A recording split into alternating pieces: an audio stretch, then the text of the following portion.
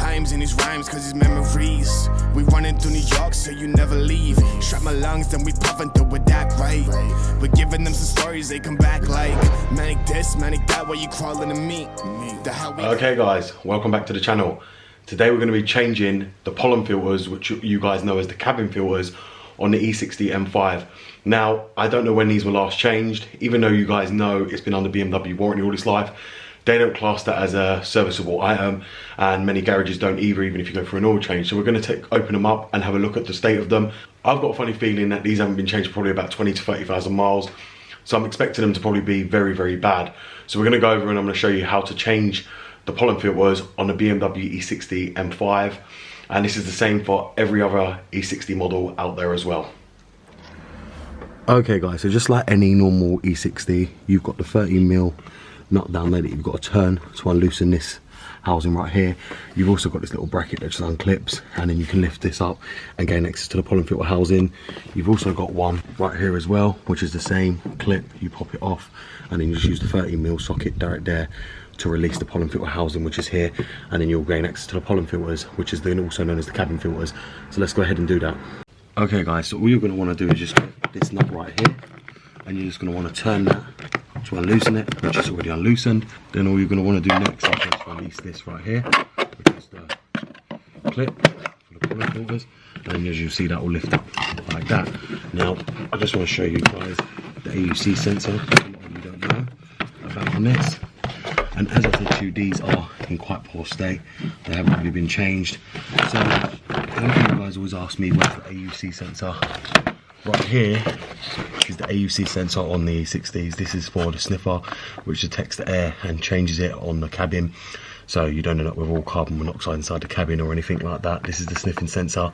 That always goes bad. Most of you always see a fault code. They're very cheap to buy, but I don't see the point in replacing them, as they're going to go wrong again anyway, so there's no point actually changing them.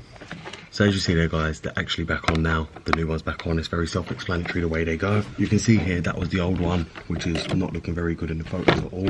It's quite badly dirty, and this is clean. You just want to push it in the same way with the sponge side, which is here, straight into the top there, and then just fold it in. It's folded in like the corners down the bottom here. It's not very hard to do. Then all you're going to want to do is just reinstall it the same way you took it off. So just want to put it back in there like that.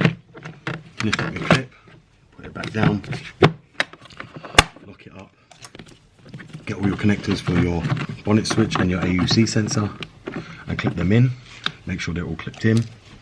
And all you're going to want to do is get your 13mm socket and tighten this back up, which is tight now, and that one's done. So now we'll move on to the other side. Okay guys, so on this side, as you will see, there's only a 13mm socket and a little bracket there. There is no AUC sensors, no sensors here, so we can just go ahead and remove that like that.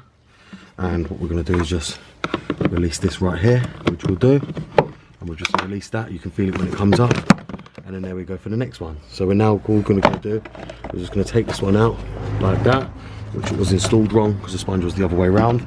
Then we'll get this one right here, and we'll just put that in like that. And once you've installed it all correctly like that, it is a bit bent, but don't worry too much about that. It doesn't really matter. All you're going to want to do is just put it back in like this. So you just grab the cap, and as you see, you'll see all the flicks, the catches over there. Make sure they're all properly aligned and in there. What you're going to do is just take that up. Then what you're going to do is take your 13mm bolt and just straighten that up as well and tighten that up. So it's all tight, which it is now. And that's all done as well. So as you see there, the 13mm bolt's tight, and we've got the bracket back on. And that's how you would gain access to the pollen filters. If you wanted to remove this whole cowling to be able to get access to the back of the engine, you'd slide this off, which has got a little slider right here, and pull it off, and then it comes off like that. Then you get your 13mm bolt on there to release them because they join together. Then all you do to put this back on is just slide it. You've got a little fasteners all around there. You've got a Torx bolt, which usually sits down there, that holds it to the chassis for the camera as well. You've got your little drain vents. Make sure there's no water underneath your pollen filter houses, as I've told you before, as it will damage your DME and your servo, which is over that side. So make sure you do check all your water underneath there. That's something we are going to be doing another video we're going to be seeing when we remove everything, to check if there's any kind of water under there, which I'm pretty sure there probably will be on this. So we will go under there and do checking that. But there you have it guys, the pollen filters are changed. They're not in a bad state, but They could have been changed before. They've got quite a few crap in them, but they have been changed now. I'm very happy with that.